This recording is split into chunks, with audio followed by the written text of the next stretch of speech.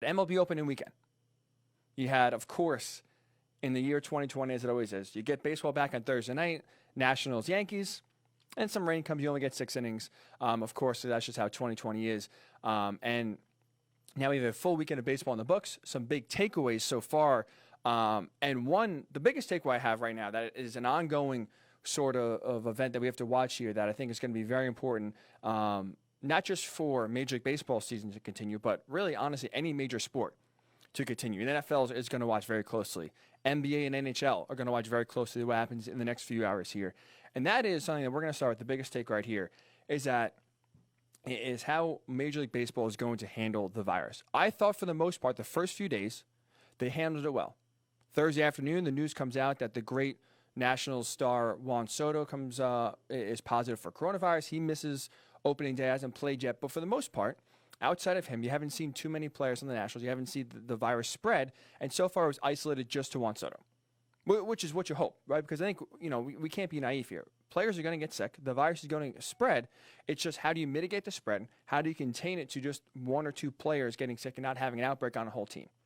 And now we are going to watch in real time how Major League Baseball handles it, because what happened with the Marlins on Sunday and now what's going on right now is going to be a big test case to see, can Major League Baseball survive? Can sports really function without some sort of bubble? And even if the virus does infiltrate the bubble like in the NBA and the NHL, how can they mitigate the spread? Because so far, in case you missed it, yesterday the Marlins had 3 players Sunday morning miss the game for what was coronavirus. They had a 4th player on Friday test positive.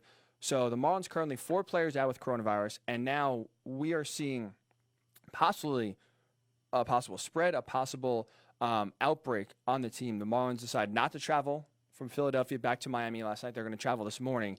Part of that decision was because they want to see who else tested positive and not go home to their families if they have a ton of players that are sick or that do have the virus. And now we're going to see, because despite having, Sunday morning waking up, having 3 different players,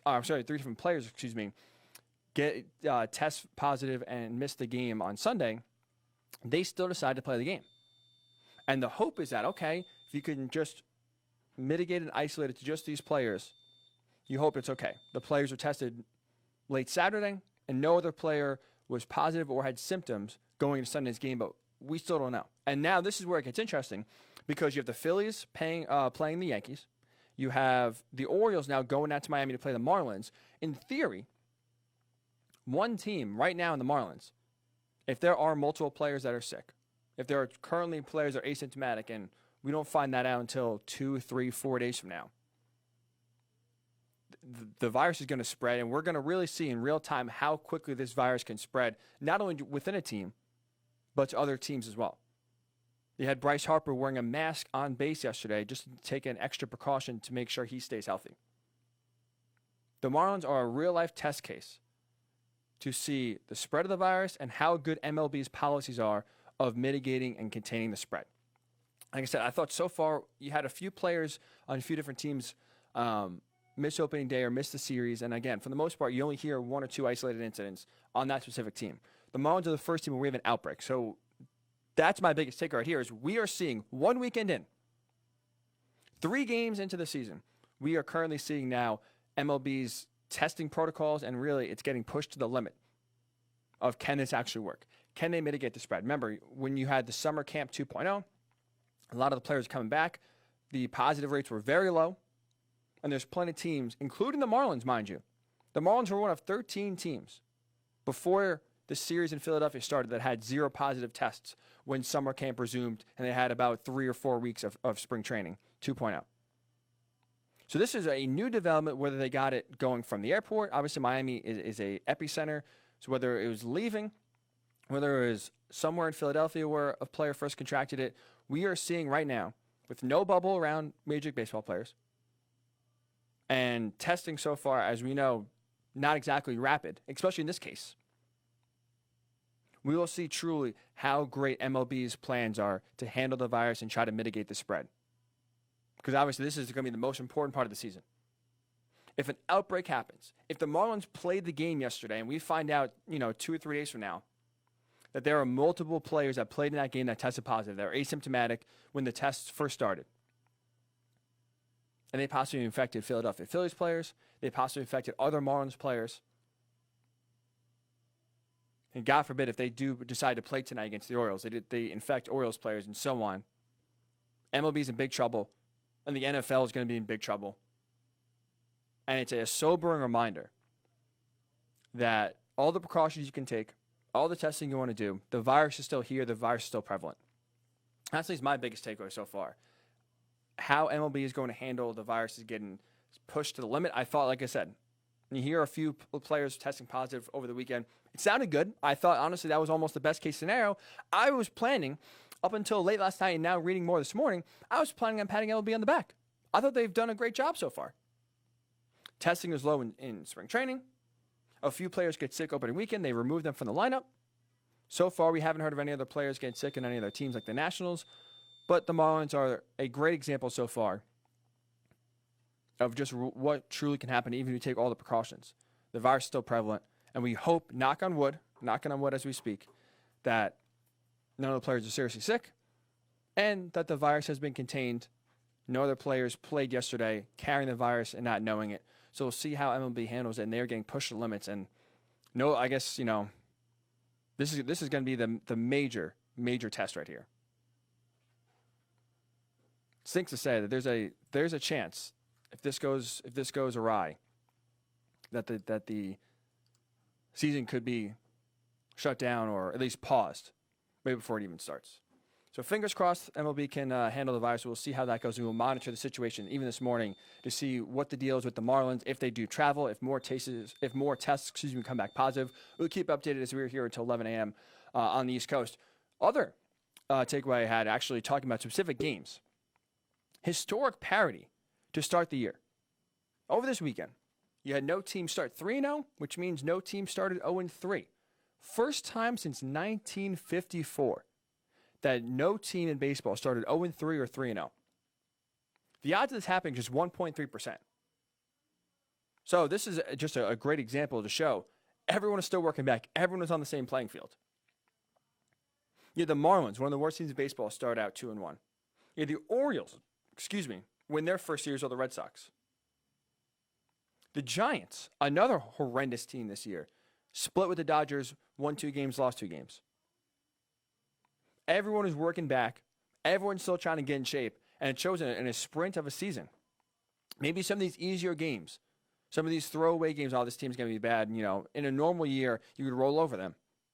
Not this year. First time since 1954, you had no team start 3-0 or 0-3. Historic parity to start this just ever crazy and wild 2020 season. Speaking of which, it's gonna be weird to say, but this is my third takeaway. It's gonna be a war of attrition in 2020 more than ever. I feel like we usually use that phrase and that saying when it comes to the NFL. For the most part, the healthiest team in the NFL wins the Super Bowl, right? They have obviously the best or more star players out on the field than anyone else. And for the most part, injuries are really the biggest way to kind of derail a talented team and prevent them from going to the Super Bowl. Baseball, as we know, it's a marathon. And you think the more games played, the more chance players get hurt, the longer time they miss. And in theory, it is a war, but it's almost a marathon. But in the sprint of a year, when it's just 60 games, when you have spring training start, then stop, now that it's restarting again, you're going to have more injuries. And it's truly going to be an actual war of attrition. See who could stay the healthiest, who has done the best job at keeping their players healthy, working them along easily. And sure, more than ever, soft tissue injuries and other injuries don't happen. Yeah, Justin Verlander right now, the Astros, going to shut it down. Reports out that he could miss the entire year. Justin Verlander himself said it's just a forearm strain, but either way, he's getting shut down for 2 weeks at the earliest. So no throwing for Verlander for 2 weeks is going to be a long time. Corey Kluber left his start with some shoulder tightness after just 1 inning in his debut with the Rangers, and Marcus Stroman, before he even got a start on the mound for the Mets, tore his calf and is out for 6 weeks. So you're going to have a ton of players now these next few weeks here as we get ramped up, trying to squeeze in 60 games in a very short window, essentially just a little over 2 months. It truly is more than ever, more than a season of 162 games. It's going to be war of attrition. The healthiest team is going to win, and we're going to see a lot more injuries going forward in the next few weeks here. So more than ever, more than a normal 162-game marathon, a short 60-game sprint. It's going to be war of attrition, more than really we've ever seen in baseball. So that's the third takeaway. And finally, the last takeaway I have from this weekend. Mask ejections are just, hilarious. Seeing managers and umpires argue is always great, right? It's always exciting. You see the animation. You see the manager pointing in the umpire's face. Maybe he throws his hat or kicks some dirt. It's great. The more animated, the better.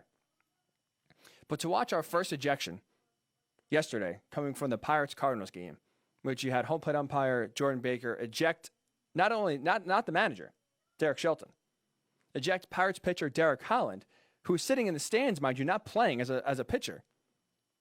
Sitting in the stands, just watching the game. He's chirping. Boom, he gets ejected. And then you have the Pirates manager, Derek Shelton, come out. And the funniest part is just seeing the mechanics of how this worked. You see the ejection happen. You see the manager run out. And before, basically, they run out, and then they both stop.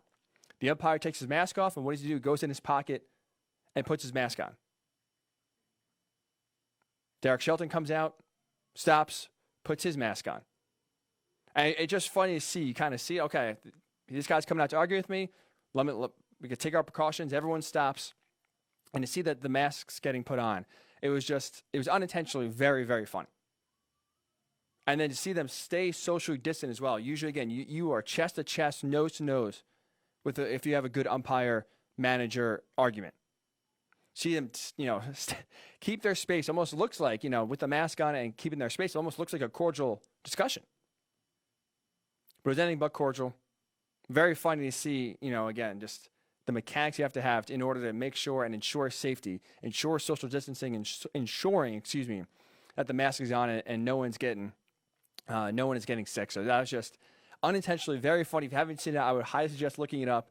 It's on Twitter. It's on any social media. Very easy to find. Just you can do Pirates ejection, and it is very funny.